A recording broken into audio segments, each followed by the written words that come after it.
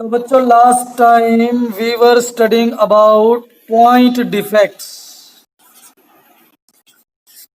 Point defects, total 3 types of defects we were studying. Number 1, stoichiometric defects. Number 2, impurity defects.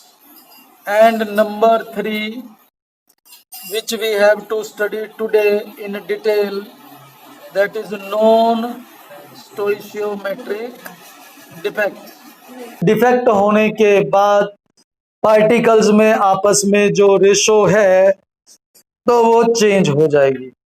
इसमें अब अगर कोई particle दो हैं, इसमें पॉजिटिव आयंस भी हैं, नेगेटिव आयंस में, जैसे फॉर एग्जांपल सोडियम क्लोराइड वाला ही ले लें, सबसे इजी एग्जांपल हमारे लिए वही रहता है कि ये हो गया सोडियम आयन, ये हो गया नेगेटिव क्लोराइड आयन, ये हो गया सोडियम, ये हो गया chloride, negative, positive, negative, positive. We know that the complete lattice of sodium chloride has alternate positive and negative ions. Now, अगर इसमें हम कह रहे हैं कि डिफेक्ट होने के बाद स्टोइशियोमेट्री नहीं रहेगी, तो इसका मतलब सिंपली ये हुआ कि इनके जो आयंस थे, जितने पॉजिटिव जितने नेगेटिव पहले थे, अब डिफेक्ट होने के बाद उनका नंबर चेंज होगा, उनका रेशो चेंज होगा।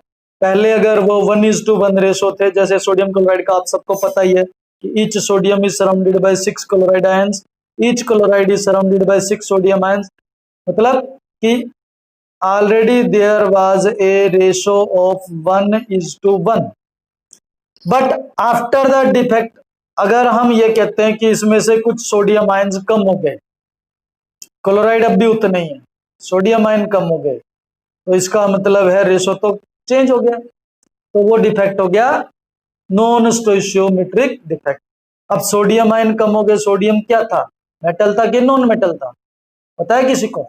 जल्दी से बताओ, व्हाट वाज सोडियम? हाँ, वेरी गुड बच्चों, शाबाश। सोडियम इज ए मेटल, और मेटल कम हो गया तो हम कह सकते हैं कि this defect is called metal deficiency defect. Deficiency मतलब कमी, है ना, मेटल कम है तो मेटल डेफिशिएंसी डिफेक्ट। और अगर इसमें क्लोराइड मान लो कम हो जाते हैं, सोडियम अब भी उतना ही है, तो इसका मतलब क्या हुआ कि मेटल तो ज्यादा है, नॉन मेटल कम रह गए हैं, तो that defect we can call metal excess defect. तो that means non stoichiometric defect में हमें 2 टाइप के डिफेक्ट पढ़ने हैं, या तो मेटल एक्सेस डिफेक्ट हो जाएगा या तो मेटल की हो जाएगी डेफिशिएंसी। तो पहले जैसे अगर हम पढ़ लेते हैं मेटल एक्सेस, इसका एक वेल नोन केस है metal excess defect due to anionic vacancy. Metal excess defect due to anionic vacancy, मतलब अगर एनायन अपनी जगह से मिसिंग है, तो the simplest case is the heating of sodium chloride lattice in excess of sodium metal। Sodium chloride lattice को अगर हम एक्सेस सोडियम मेटल की प्रेजेंस में हीट करते हैं, समझे तो जैसे सिंपली ये अपना पूरा लैटिस था, इस लैटिस के बाहर हमने और एक्स्ट्रा सोडियम भी ले लिया, एक्स्ट्रा सोडियम ले लिया, है ना। अब जब हम इसको हीट करेंगे तो हीट करने का मतलब है we are supplying some energy to it, है ना, हम सोडियम को क्या दे रहे हैं, एनर्जी दे रहे हैं। और हमें पता है कि सोडियम की ionisation enthalpy is very low, alkali metal है सोडियम। सोडियम क्लोराइड हमने जस्ट एक एग्जांपल लिया, कोई भी अल्कली मेटल का हैलाइड लेंगे तो सेम केस आएगा। Alkali metals we know that they have very low ionisation enthalpy. क्या होता है आयनाइजेशन एंथैल्पी, कोई बता सकता है? डेफिनेशन किया था आपने 11th क्लास में। हाँ, बहुत अच्छे अंशु बेटा। The energy required to remove an electron from outermost shell of an isolated gaseous atom। यही था ना। तो मतलब हमें आउटर मोस्ट शेल से इलेक्ट्रॉन निकालना है, तो अल्कली मेटल में बहुत जल्दी हम निकाल सकते हैं, बहुत कम एनर्जी उसमें लगेगी। वही हमने किया यहाँ पे। हमने पूरा सोडियम क्लोराइड का लैटिस लिया और बाहर हमने एक्स्ट्रा एक्सेस में रख लिया सोडियम भी, और फिर हम उसको क्या कर रहे हैं, हीट कर रहे हैं। हीट कर रहे हैं तो मतलब we are giving it energy, and when we give energy to sodium we know that it will easily lose electron and will become Na positive ion, है ना, क्योंकि इसका ionisation enthalpy is very low. अब ये electron lose कर दिया तो बन गया Na पॉजिटिव, है ना। हमारा यहाँ पे क्या था, ये सोडियम क्लोराइड का पूरा लैटिस, इसी के जस्ट साथ में हमने रखा हुआ है एक्स्ट्रा सोडियम, जो अब सोडियम नहीं रहा। हीट करने के बाद अब वो क्या बन गया, अब तो वो बन गया Na पॉजिटिव आयन। और इस सॉलिड के अंदर बीच बीच में थे Cl नेगेटिव आयंस, है ना। और हम समझ सकते हैं कि ये Na पॉजिटिव, ये Cl नेगेटिव आपस में क्या करेंगे, अट्रैक्ट करेंगे, है ना। This Na positive will definitely attract any one of the Cl negative from this lattice. अब ये जो सोडियम हमने बाहर एक्सेस में लिया था, इसकी वजह से क्या हो रहा है कि जब हमने इसको हीट करा तो ये बन गया Na पॉजिटिव, और ये Na पॉजिटिव कर क्या रहा है, ये उस लैटिस में से किसी एक Cl नेगेटिव को अपने साइड में क्या कर रहा है, अट्रैक्ट। अगर ये Cl नेगेटिव यहां से निकल के इस सोडियम के पास आ गया तो इसका मतलब साफ है कि यहाँ पे क्या बचेगा, वैकेंसी, है ना बच्चों। यहाँ पे क्या क्रिएट हो गया, वैकेंसी क्रिएट हो गया। अब इस पूरे लैटिस में अगर हम देखें, सोडियम आयन पहले इसके अंदर जितने थे वो तो अब भी उसके अंदर उतने ही हैं, but the number of chloride ions have decreased because one of the chloride ion has gone outside the lattice। वो चला गया इस सोडियम आयन के पास। अब यहाँ ये पूरा क्रिएट हो गया वैकेंसी, Cl भी तो गया, साथ में उसका नेगेटिव आयन भी तो गया। इसका मतलब इस लैटिस को अगर आप देखेंगे, इस लैटिस में टोटल मिला करके अगर पहले 10 पॉजिटिव और 10 नेगेटिव था, तो अब इसके अंदर बच गया 10 पॉजिटिव तो अब भी है, पर अब इसमें एक क्लोराइड कम होने की वजह से नेगेटिव रह गए 9। बात समझ में आई बच्चों। ये क्लोराइड जब यहां से निकल गया तो अब इसमें क्लोराइड कम रह गए, मतलब नेगेटिव आयन कम रह गए। अब नेगेटिव आयन कम रह गए, पॉजिटिव तो अब भी ज्यादा है, तो इसका मतलब अब इसका चार्ज तो बैलेंस नहीं रहा, इलेक्ट्रिकल न्यूट्रलिटी तो बिगड़ गई। और जबकि हमने शुरू से अभी तक यही पढ़ा है, डिफेक्ट चाहे कोई भी हो, electrical neutrality is always maintained. Electrical neutrality तो हमेशा रहेगी। अब इस केस में इलेक्ट्रिकल न्यूट्रलिटी मेंटेन करने का एक लगता तरीका ये है कि चलो मान लिया कि ये Na पॉजिटिव क्या कर रहा है, उस लैटिस में से Cl नेगेटिव को उसने बाहर निकाल लिया है, पर अब ये जो इलेक्ट्रॉन यहां से जो प्रोड्यूस हुआ था ये तो यहां दे सकता है कि नहीं, है ना। ये इलेक्ट्रॉन अगर यहाँ की पोजीशन ऑक्युपाई कर ले तो इसको नेगेटिव मिल गया, कहां से मिल गया, इलेक्ट्रॉन का नेगेटिव मिल गया, है ना। मतलब यहाँ ये जो पोजीशन है, इस पोजीशन पे होना चाहिए था क्लोराइड, पर वो क्लोराइड तो इस सोडियम आयन ने कर लिया था अट्रैक्ट, ये पोजीशन हो गई थी खाली। और इस एम्प्टी पोजीशन पे now this electron has taken कब्जा, इस इलेक्ट्रॉन ने क्या कर लिया, यहाँ पे कब्जा कर लिया है, occupying the position of the anion. आ गई बात समझ में बच्चों। तो ये जो डिफेक्ट है, अब अगर आप इसमें गिने टोटल मिला करके मेटल के आयंस, कौन है इसमें मेटल, सोडियम है, तो अगर इसमें पहले 10 सोडियम आयन थे, अब भी इसके अंदर तो 10 सोडियम आयन है, वो इसके अंदर वाला नहीं है, ये वाला तो बाहर है ना, ये सोडियम आयन तो बाहर है। अंदर वाले सोडियम गिन रहे हैं हम सिर्फ, तो अंदर वाले सोडियम आयन पहले भी 10 थे, डिफेक्ट के बाद भी 10 हैं। लेकिन अब क्लोराइड अगर हम गिनेंगे तो पहले अगर इसमें 10 क्लोराइड थे, एक क्लोराइड निकलने की वजह से अब इसमें 9 क्लोराइड रह गए हैं। क्लोराइड मतलब नॉन मेटल, नॉन मेटल कम है, मेटल ज्यादा है, that is why this defect is called metal excess defect.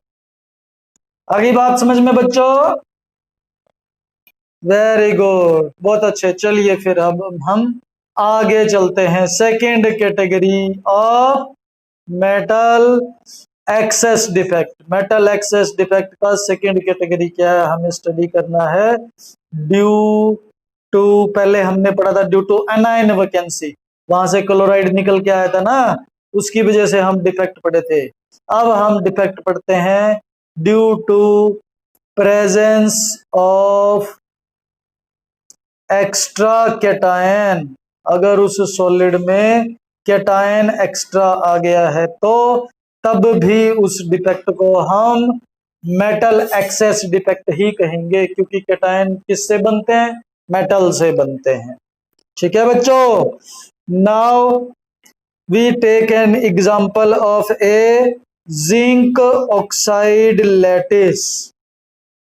If we see lattice of zinc oxide, we can understand that each zinc ion contains 2 positive charge and each oxide ion contains 2 negative charge. हर एक zinc ion पे 2 positive है, हर एक oxide ion पे 2 negative है। मतलब अगर हम ratio देखें तो एक जिंक एक ऑक्सीजन को एग्जैक्टली बैलेंस कर सकता है। जैसे सोडियम क्लोराइड में भी ऐसा ही था, जितने सोडियम उतने क्लोराइड, तो उस हिसाब से गिन सकते हैं जितने जिंक होंगे इसमें उतने ही ऑक्सीजन होंगे।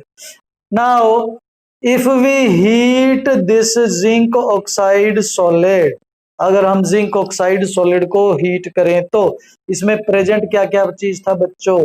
Zinc was present in the form of Zn2 positive ions.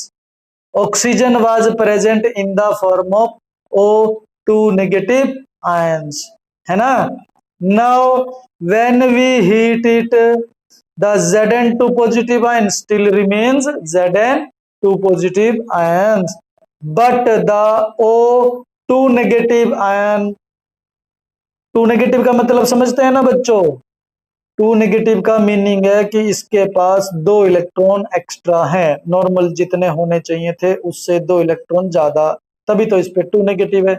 अब कितने लूज कर सकता है? अगर इसको इलेक्ट्रॉन लूज करने होंगे तो जितने ज्यादा है वही तो लूज करेगा। तो that means we can understand, अगर हम O2 नेगेटिव आयन में से इलेक्ट्रॉन लूज करना चाहें तो each O2 negative ion will lose 2 electrons. हर एक ऑक्सीजन 2 नेगेटिव जो आयन है वो कितने इलेक्ट्रॉन लूज कर सकता है? 2 इलेक्ट्रॉन्स लूज कर सकता है। अब अगर ये O2 नेगेटिव आयन जो था, अगर इसमें से ये 2 इलेक्ट्रॉन हम निकाल दें तो हम जानते हैं कि ये ऑक्सीजन एटम, इसका मतलब बन जाएगा न्यूट्रल, है ना बच्चों? और ऑक्सीजन का सिंगल एटम हमें पता है कि that it does not exist independently. Oxygen जब भी एग्जिस्ट करता है तो that exist in the form of O2। तो अगर हम एक O लिखना चाहें, उसको अकेला O लिखने की बजाय हमें क्या लिखना चाहिए? हाफ O2 करके लिखना चाहिए। बात समझ में आई कि नहीं आई? We know that O2 exist in gaseous form, जानते हैं ना बच्चों?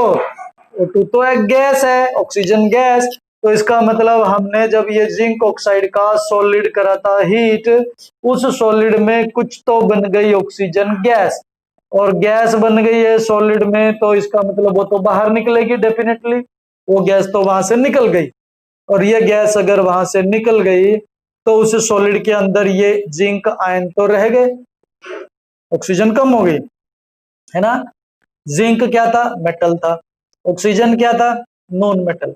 अब नॉन मेटल तो यहां से निकल गई, कम हो गई, तो इसका मतलब इसको भी हम क्या कह सकते हैं, मेटल एक्सेस डिफेक्ट, क्योंकि ये जिंक आयन अभी भी उसी सॉलिड के अंदर है। बात समझ में आ गई क्या बच्चों? हाँ, वेरी गुड, बहुत अच्छे, शाबाश। तो ये तो हो गया हमारा मेटल एक्सेस डिफेक्ट का केस। Now we will study metal deficiency defect. Metal deficiency मतलब अब मेटल क्या होनी चाहिए, कम होनी चाहिए, नॉन मेटल ज्यादा होना चाहिए उसमें। तो उसमें हम एग्जांपल जैसे ले लेते हैं, मेटल डेफिशिएंसी डिफेक्ट का एग्जांपल,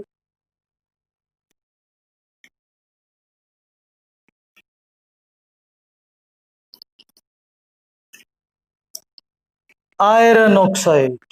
कौन सा एग्जांपल ले लेते हैं बच्चों हम, आयरन ऑक्साइड। आपने नाइन्थ क्लास में पहली बार जो है फॉर्मूले बनाने सीखे थे बच्चों, और वहां आपने सीखा था कि आयरन जो है वो दो टाइप के आयन्स होते हैं, ferrous ions and ferric ions. याद है या भूल गए? जल्दी जल्दी बताओ। बहुत अच्छे, बहुत अच्छे। तो अभी हम पूछते हैं सुपेश जी से। सुपेश जी प्रेजेंट हैं क्लास में? हाँ, बहुत अच्छे बेटा। सिर्फ लेकिन आपने थोड़ा सा गड़बड़ किया है, Fe+2 नहीं, Fe2 पॉजिटिव बोलते हैं इसको। कभी भी चार्ज लिखना होगा तो पहले नंबर लिखा जाएगा, उसके बाद उसका साइन, जैसे 2 पॉजिटिव, 3 पॉजिटिव, 2 नेगेटिव, 3 नेगेटिव, ऐसे करके। +3, -3, +2, -2 कभी नहीं लिखेंगे। चार्ज हमेशा पहले क्या लिखेंगे, नंबर, उसके बाद उसका साइन। बात समझ में आया दिनकर जी? Very good. तो फेरस आयन हो गया Fe2 positive, oxide ion O पे 2 negative charge.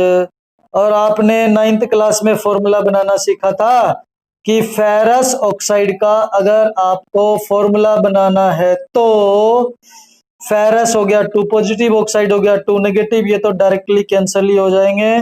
Formula will be FeO। क्या फॉर्मूला होगा, FeO। Now if we want to show the formula of ferric oxide, तो फेरिक आयन कौन बताएगा? दीपक कुमार। दीपक कुमार बहुत दिन से हमसे बात नहीं किया, नाराज है क्या बेटा जी? दीपक बाबू, हाँ, हमसे नाराज नहीं होना है बेटा, ठीक है। बताइए तो फेरिक का फॉर्मूला बताइए।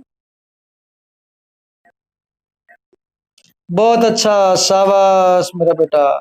फेरिक हो गया Fe3 पॉजिटिव, ऑक्साइड हो गया 2 नेगेटिव, और यहाँ तो 2 पॉजिटिव 2 नेगेटिव चार्ज इक्वल था तो कैंसिल हो गया था, तो सीधा फॉर्मूला बन गया था FeO। अब फेरिक ऑक्साइड के केस में इधर फेरिक पे चार्ज है 3 पॉजिटिव, ऑक्साइड पे चार्ज है 2 नेगेटिव, तो इसका फॉर्मूला कैसे बनाएंगे? नाइन्थ क्लास में आपने पढ़ा था कि इनका ऐसे अगर चार्ज इक्वल नहीं है तो इसमें हम करते हैं क्रिस क्रॉस। क्रिस क्रॉस का मतलब है कि उसका चार्ज उधर मल्टीप्लाई और उसका चार्ज उधर मल्टीप्लाई, दोनों के चार्ज को एक दूसरे से उल्टा क्रॉस में मल्टीप्लाई कर देते हैं। तो इसका फॉर्मूला क्या बनना चाहिए, Fe2O3। इतना तो सबको पता है ना बच्चों कि फेरस ऑक्साइड का फॉर्मूला हो गया FeO, फेरिक ऑक्साइड का फॉर्मूला हो गया Fe2O3। अब अगर हम यहाँ रेशो देखें तो आयरन 1 ऑक्सीजन 1, तो इसका मतलब यहाँ आयरन और ऑक्सीजन का रेशो हो गया 1:1। फेरिक ऑक्साइड के केस में अगर हम देखें तो आयरन है 2, ऑक्सीजन है 3, तो यहाँ रेशो हो गया 2:3। मतलब अगर 3 एटम ऑक्सीजन के, 3 आयन ऑक्सीजन के हैं तो इसमें 2 आयन होंगे आयरन के। इसका मतलब ऑक्सीजन के आयन जितने हैं उससे कम ही होंगे आयरन के, है ना। जबकि फेरस ऑक्साइड में अगर हम देखें तो जितने आयन ऑक्सीजन के हैं उतने ही आयन फेरस के भी हैं, 1:1 एग्जैक्टली रेशो है। इतनी बात समझ में आई क्या बच्चों? मतलब फेरस ऑक्साइड का अगर हम लैटिस लेंगे तो एक हो गया ferrous 2 positive oxide 2 negative, ferrous 2 positive oxide 2 negative, ferrous 2 positive oxide 2 negative. तो हम समझ सकते हैं कि पूरे लैटिस में जितने फेरस आयन हैं उतने ही ऑक्साइड आयन भी जरूर होंगे, क्योंकि इन दोनों में रेशो क्या है, 1:1। अब हम क्या करते हैं बच्चों, अगर हम इस फेरस ऑक्साइड को कुछ देर रख देते हैं तो आयरन एक ऐसा सबस्टांस है, फेरस आयंस जो हैं वो हमें पता है कि वो ज्यादा स्टेबल नहीं होते हैं।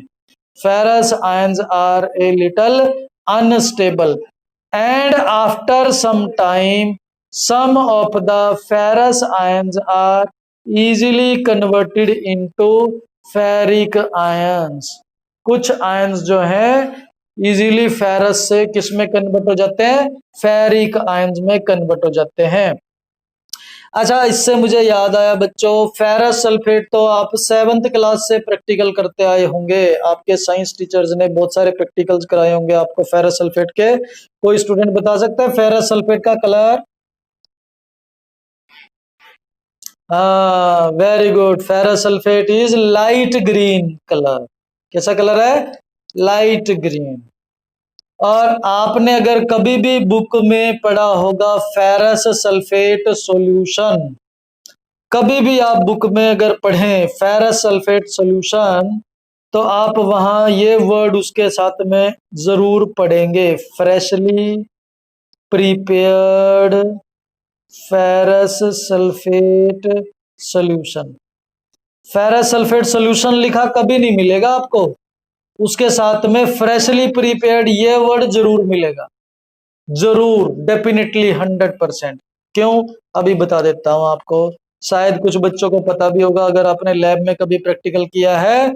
कभी आपने फेरस सल्फेट को अगर वाटर में डिसॉल्व किया है तो जब भी आप फेरस सल्फेट का वाटर में सॉल्यूशन बनाएंगे, अब फेरस सल्फेट का कलर तो है लाइट ग्रीन, वाटर में सॉल्यूशन बनाएंगे तो उसका कलर पूरा सॉल्यूशन का होना चाहिए था light green, but when you will observe it will turn a little brown after some time.